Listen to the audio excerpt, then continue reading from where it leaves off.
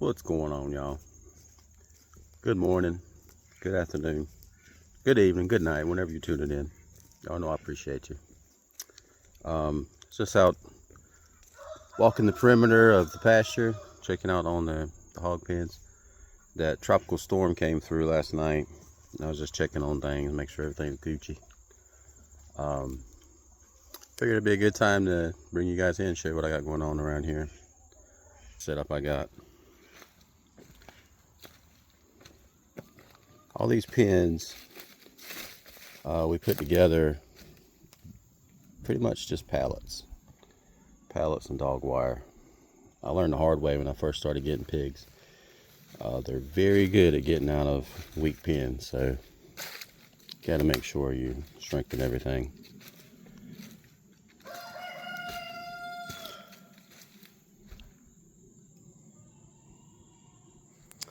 I want to share something too I've started noticing. When you build a farm, there comes a certain point where the surrounding wildlife, the surrounding ecosystem begins to integrate itself with your farm. We started here 2018 is when we really started building up the farm and getting animals and our livestock and whatnot. And we started building into the woods and clearing place for pasture and building pens. And we're entering into the 7th year, and I'm really starting to see how the farm is reaching a balance with the surrounding ecosystem.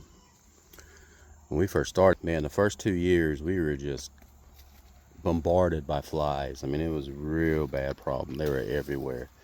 I mean, just thousands of them. What's up, boys? This is the boar's pen. You see the guy right there on the far right.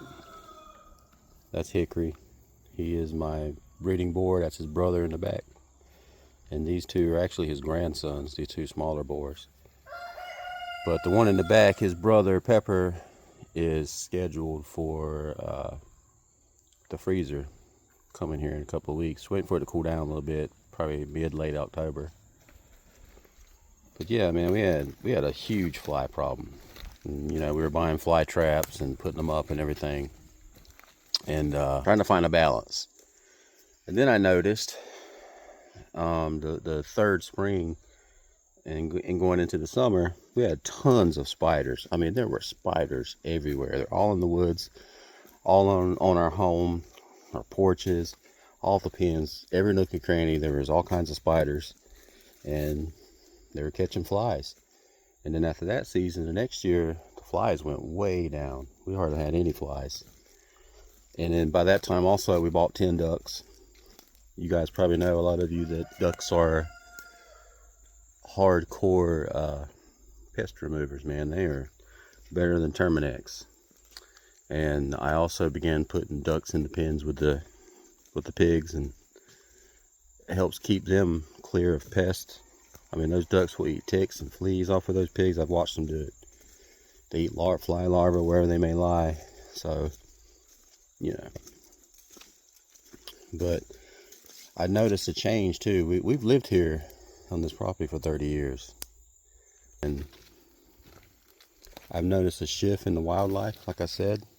Eventually the surrounding ecosystem, if you live out in the woods, begins to reach a balance with your farm.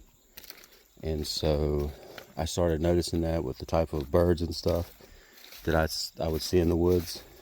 And not only the types of birds like songbirds and birds that eat insects and birds that eat fruits and nuts and stuff like that, but the predators that actually eat those birds.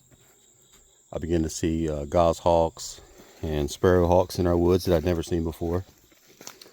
Shrikes and stuff like that.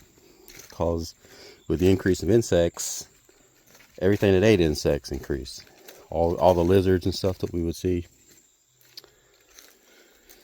But anyway, we're in the 7th year. Like I said, we're going into it. We're really starting to reach that balance with the surrounding ecosystem. And I'm glad.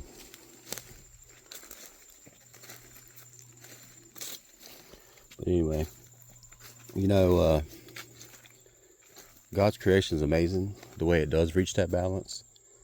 the way you can introduce new things, and it will disrupt it in the beginning, like encroaching into these woods, building our little farm out. And we're going to continue to go into the woods deeper and deeper. The goal was to make 10 acres of pasture so we can keep a small herd of cattle and raise our own beef.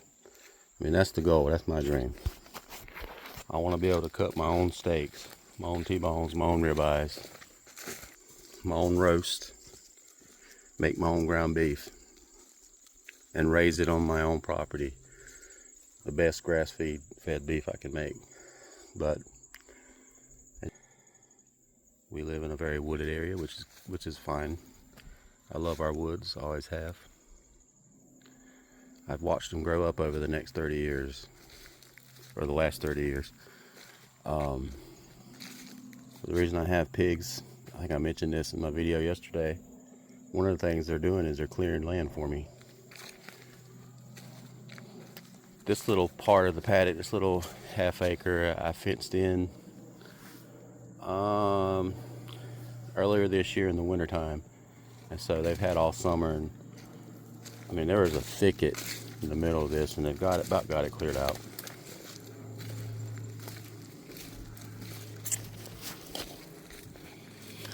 Anyway, just showing some receipts. I am a subscriber of Hutch, so Hutch always asks us, man, you gotta show them receipts. All right, this paddock is coming up on a year. They've been clearing it out. What's up, Red? You can see the trees that have been felling, and it's starting to open it up in there a lot more. This spring, I'll be moving them out of here and finishing. There's some bigger trees I need to cut down, and hopefully we can plant hay in this paddock and just let it rest and don't put any animals in here. And I'll move them into the one I just showed you, and we're getting ready to build another bigger one over there on that side. Those are the boars. Keep the sows up here and show you. You know, like yesterday I mentioned Vodie Baucum passing away. I don't know if you guys know who Vodie is. He's a pastor. He's often involved in going to universities and preaching and stuff. He started a school in Africa. I think it was Zimbabwe. And he lived there with his family for like 10 years, preaching the gospel, doing the work. But he passed away suddenly. The guy was young. He was 56 years old. And it hit me because, I mean, I listen to his sermons every week. He's an excellent Bible teacher. You know, he doesn't bite his tongue. There are clips, you can find him from 10, 15 years ago when he was younger on CNN. And they were pushing him and trying to corner him on questions about homosexuality and all that, and he didn't back down. He stood on God's word. And his last time, he even said, I know this is going to be the last time I'm ever on mainstream media. And he just said what the word said. But yeah, when he passed, man, it's kind of faded. I had just watched his latest sermon that came out. He was at St. Andrew's College or something like that. It's some kind of seminary school, I think. And he preached a good sermon on sharing the gospel in a world that's at war with God. And he talked about Charlie Kirk, what's going on, and he preached out of 2 Peter chapter. I talked about how, wait a minute, didn't this guy just say that America is rooted and grounded and founded upon biblical truth and biblical reality? Yep. So then how can he now be saying you're a sojourner and a stranger in a strange land? Because as good as this place gets, it will never be my ultimate home. I am living for and yearning for a city that has foundations, whose builder and maker is God, and this will never be it. So even in the best of circumstances, we are strangers and we are sojourners, and every once in a while, something happens to remind us of that. to shake us from our complacency. I want to dispel another myth right at the outset. The idea that apologetics is somehow just for a select few. Nothing could be further from the case, from the truth. Peter makes it clear here, just by the structure of this passage, that what he's saying, he's addressing to all those who name the name of Christ as Savior and Lord. His instruction about apologetics is given in the context of his instruction about suffering. It was a good sermon, and he touched on stuff, and he even kind of foreshadowed his coming death. He said, you're going to hear a rumor that Vodie Baucum is gone. He said, don't believe it. He said, I'm not gone. He said, I'm in the presence of God. I've been resurrected with Christ. You know, and then, shoot, man, it was like 4 or 5 days later he passed away. I still don't know what happened. He just said some kind of medical emergency, but anyway, here's the sows. These are the ladies. These two smaller ones, that one and that one, is the one that ate the duck that I told you guys about yesterday. I mean, it was like that. It was like lightning. This is the oldest pig that I have. Her name's Peppa. And she pretty much is the grandmother of most of the younger pigs. But you see, I mean, we've always had ducks in this pen. I mean, always. But this is the sow's pen. Notice I try to keep a good distance between them and the boars, because they will try to weasel and find a way to each other when these ladies are in heat. It's Red and his brother. Anyway, the passing away of Vodie Baucum kind of affected me too, because it was all of a sudden, like I said, he was a young man. He's only 56, only 12 years older than I am now. So, but it made me start thinking, and I could feel it in my spirit, you know, God is up to something, you know, and I wonder what he's doing.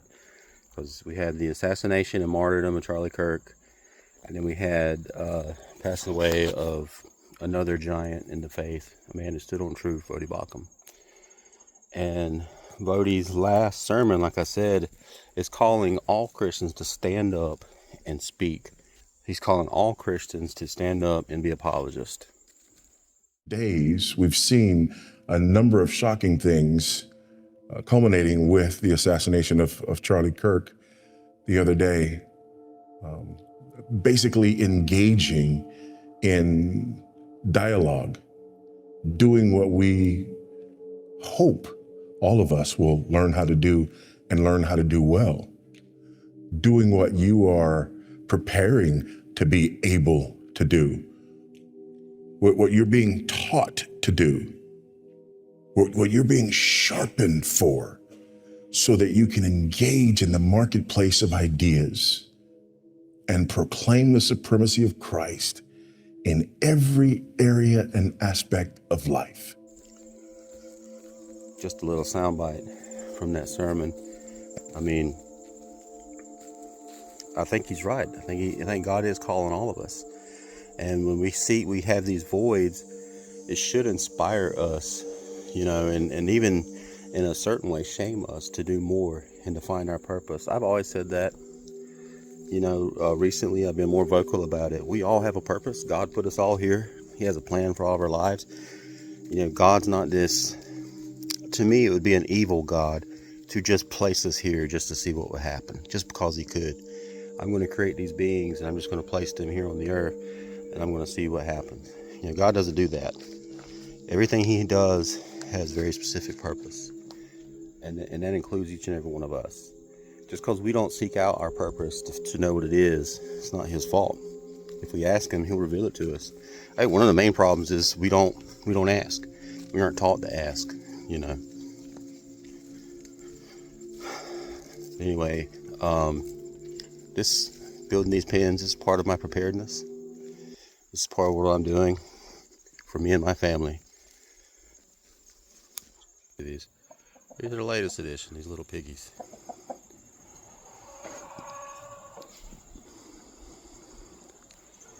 Now, you may have noticed all my boards pretty much are black. Hickory's got a little bit of white in his feet. This gets to genetic diversity, okay? You know, evolution teaches us that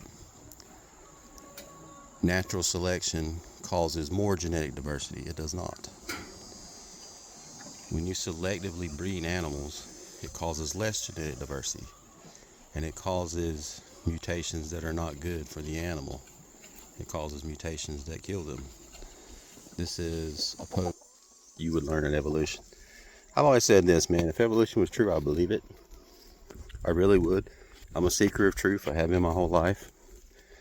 Evolution is not true. And so the idea that there are all these different types of transitional forms in the fossil record, they're just not there. The more we learn about fossil record, the more we learn about genetics, the more the theories of Darwin are disproved. This is my overflow. It's connected to our well. It's on a timer. It starts right there where the cinder blocks are, and it bubbles up. And it flows, I don't know, a few times a day for about 30 minutes. And it flows through all the pens like a little stream. Keeps everything clean and fresh. There's no stagnant water that stands anywhere. And actually in the wintertime, it really only runs like once, maybe twice a day. And it goes out down through there. Anyway, I just wanted to share that stuff. Sometimes things happen, you know, and God will speak to us through it. If we listen, if we sit still long enough and think and ask, He'll tell us. Anyway, I hope you guys are having a great weekend. Hope you're out there doing the things. Probably see you somewhere this weekend. Appreciate all you guys. Christ is King. Peace. I'm out.